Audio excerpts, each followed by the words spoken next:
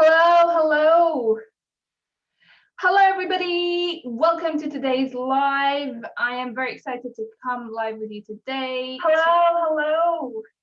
To share with you how to navigate levers in both Turkish and Arabic news.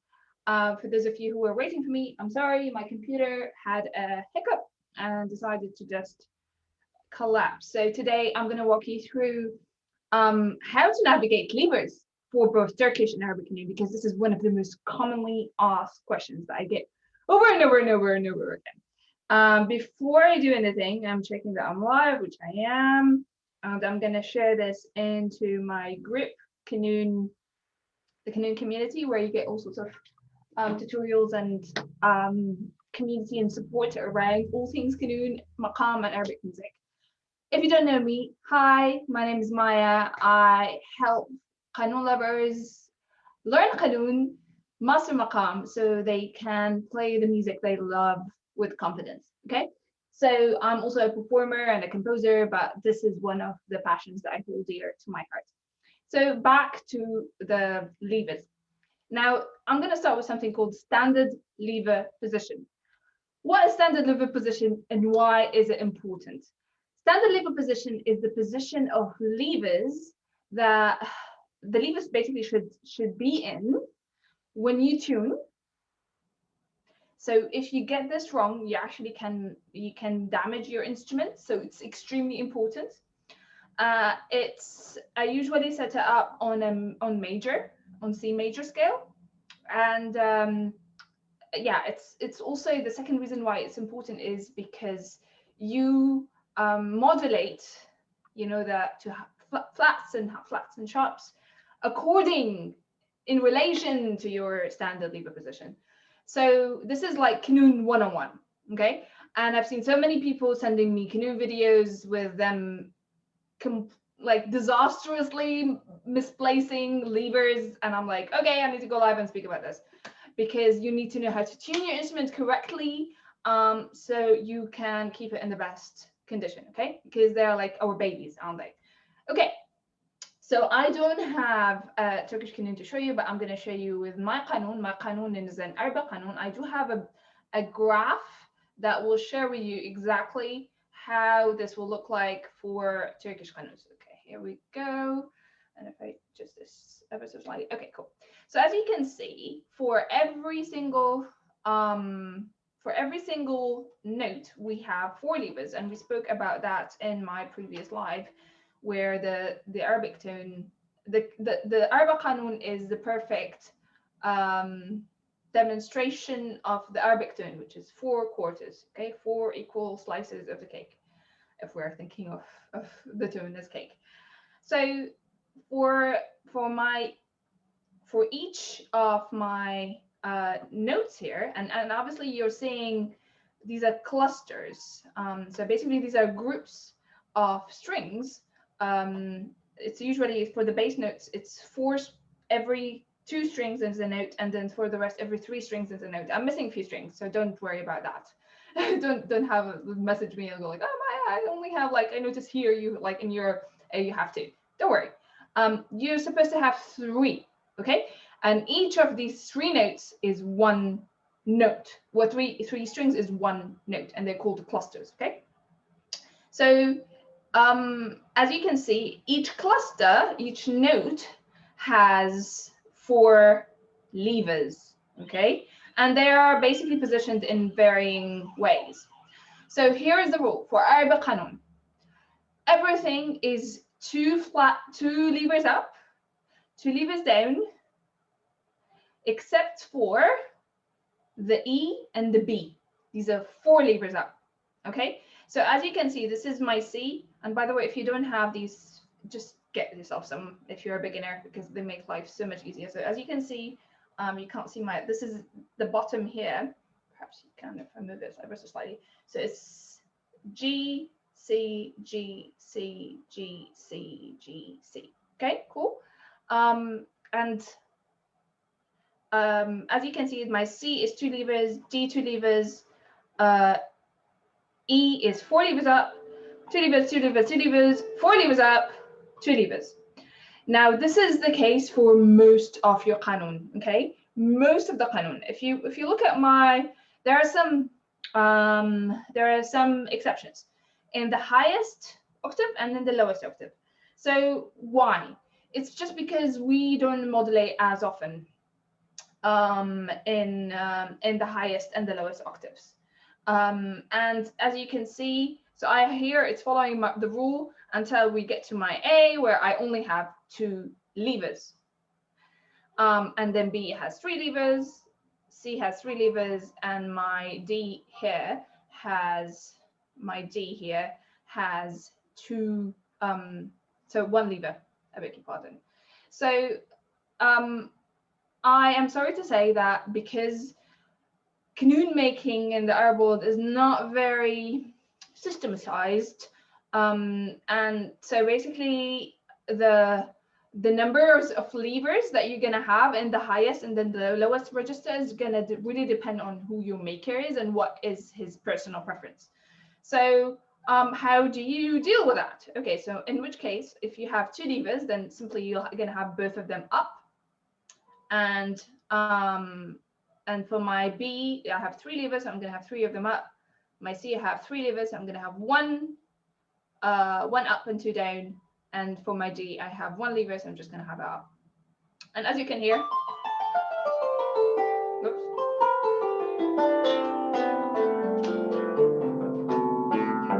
Okay, so this is basically C major scale, and this is my standard lever position for Arabic Qanun. The same applies to the lowest registers. So see, I have my 2 levers for my B, 2 levers for my C, and 3 levers for my B, 2 levers for my 2 levers for my B, 2 levers for my A, and no levers at all for my G. Nothing, absolutely nothing. So again, so for my C, I'm just having all levers down because I basically for this, I just don't use it except for it's like C sharp. For my B, I have 2 levers up, both of them up, and for my A, I have 2 levers up, and for G, I have nothing. Therefore, I can't do anything about it. I just tune it as an uku string. Okay, so that is how to deal with it in an Arabic Qanun. And when you tune, my friend, you are going to, before you tune, I can't stress that enough. Before you tune, you set the Qanun, your levers to this position, and then you tune. Okay, this is so incredibly important. Okay, so let's look at how this will look like for a Turkish Qanun. So I'm just going to share my screen. Look, so here we have this handy graph that hopefully will give you some clarity. I don't have a Turkish Qanun, maybe one day, I don't know. But for Turkish Qanun, you have 2 clusters. You have one cluster that is closer to the pegs, and you have clusters that are closer to the body of the instrument. Okay, so and usually the cluster that is closer to the pegs is up, and the cluster that is closer to the body of the instrument and the fish skin is down. Okay, so you can take a screenshot of this, and you can see that this is it says Arabic, and here it says Turkish. Turkish. So whatever is counted in Arabic music as la or as a, obviously this is French system, is counted as D in Turkish system. This is the way how they sing it. Don't ask me why. So this is for you if you're trying to understand how this works in Arabic system, and this is how they call it in Turkish system. Okay, it's just because some theoretical preference of somebody who is very prominent in Turkish music. That's the brief explanation. Okay, so there you go. You have la is 1 lever up and 1 lever down. And then C, you have 6 levers up. Can you see here? And 1 lever down. Do 1 lever up and 6 levers down, and so on and so forth. You can take a screenshot of this for your own reference. And again, before you tune, you must put the levers in this position. Okay? Please don't like tune to C major and then find out that your levers are in the wrong position. You're just gonna have like higher likelihood of basically disturbing the balance of your instrument and of your string snapping. Ouch! You don't want that. So before you tune it to this, and this is again C major. Okay, that brings us to topic number 2: is how do you modulate? Okay, so as I have explained in my previous video about the tone and the difference between Arabic and Turkish Qanun, and I'll link to this video in the description, in the comments. Oops. Okay, no, that's not the one I want. The one that I want is this. Okay, so let's share it.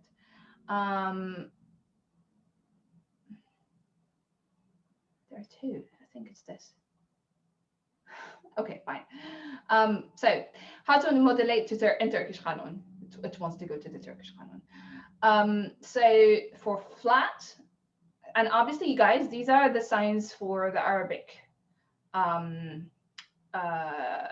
modulation. So flat, this is how you transcribe that in Arabic music: flat, half flat, sharp, half sharp. So for flat or bemol, all levers down for Turkish qanuns. For half flats, you have 3 levers up and 9 levers down. And again, you can take a screenshot of this. And for sharp, all levers up with diez. And for half sharp or half diez, you have 9 levers up and 3 levers down. And you can take a screenshot of this again. And this is specifically this. Okay, I must disclaimer. This is specifically for those who wish to use Turkish qanuns for playing Arabic tonalities, because again, the nature of maqam between Arabic and Turkish music is different. This is specifically for using Turkish qanuns for playing Arabic maqam and Arabic tonality. Cool? You got this. Okay, moving on. The last bit, which I wanted to share, and I hope that will behave itself, and it will just so is how to do it with Arabic Qanun. First of all, I'm going to show you the graph. It's going to show up. Haha! Showed up. Okay. So flat, simple. Or bemol this is for Arabic Qanun. Okay. So for flat, you have 2 levers down, and I'll show you how that looks like in a second. For half flat, 1 lever down. For sharp, 2 levers up. Half sharp, 1 lever up. And again, you can take a screenshot of this. Now let's look at how this looks like in practice, because since I have an Arabic Qanun, then I can show you how this will look like. Okay, so let's look at my E. Half flat is 1 lever down. Flat is 2 levers down. And again, you start counting from when you count from the levers which are closer to the body of the instrument, not the levers that are closer to the pegs. Cool. So that is natural. Half flat. So it's the last lever closer to the body of the instrument. Flat. 3/4 flat. It's not used, but double flat. Okay, let's look at sharp. So that's my F. Half sharp means 1 lever up. Now, what are you gonna say? Okay, Maya, you're confusing me. You just said that you should count from the ones closer to the body of the instrument. For the sharp, it's the reverse. You count from the basically. So from here, 1, 2, 3. Okay, so from here, so the levers that are closer to the pegs. And then for sharp, There you go. So you have 2 levers up, because I know in relation to my standard lever position. So the first thing that you need to ask yourself, okay, Maya, what is the standard lever position for F, for my fa? It's 2 levers up and 2 levers down. Okay, cool. So that means if it's half sharp, it means that I have to have 1 lever up. Haha, got it. Okay. So if I know that my A or my la is for the standard lever position, that's why it's so important to know. My standard lever position is la, is 2 levers up and 2 levers down. Okay, cool. So if I only have 2 levers up, that means my flat will be 2 levers down, which means all levers down. Okay, play with it. So make a game of it. So ask yourself, okay, Charlotte, what is B half flat? Okay, it's out of tune, never mind. Okay, so what is C half sharp? So make a game of it and play with it. But again, you must know it in relation to your standard lever position. So I hope this is helpful. I hope that gave you some clarity as to how to navigate the levers for both Turkish and Arabic qanuns.